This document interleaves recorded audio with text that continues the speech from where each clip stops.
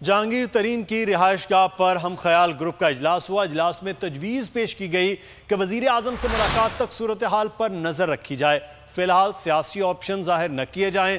हम ख्याल ग्रुप के रहनुमा नौमान लंगड़ियाल का कहना है कि वज़ीर आला पंजाब ने मामला हल कराने की यकीन दहानी कराई है। लाहौर की सेशन कोर्ट ने शुगर मिल्स के जरिए मनी लॉन्ड्रिंग के केस में जहांगीर तरीन और उनके बेटे अली तरीन की अबूरी जमानत में 3 मई तक तौसीह कर दी है। वज़ीर आज़म से राब्तों की बहाली के बाद जहांगीर तरीन के हम ख्याल ग्रुप से मशवरा। जहांगीर तरीन के रिहाइशगाह पर ग्रुप की अहम बैठक। ज़रा के मुताबिक इजलास में बताया गया कि वज़ीर आज़म से मुलाकात के लिए राब्ता हुआ है। वज़ीर आज़म से मुलाकात तक सूरत हाल की मॉनिटरिंग की जाए।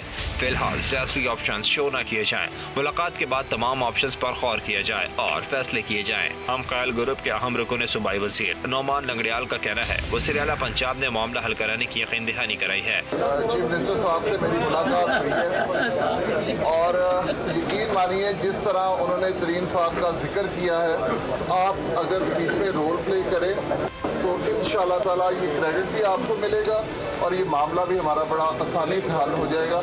लाहौर की सेशन कोर्ट ने जहांगीर तरीन और अली तरीन की अबूरी जमानत में 3 मई तक तौसीह कर दी।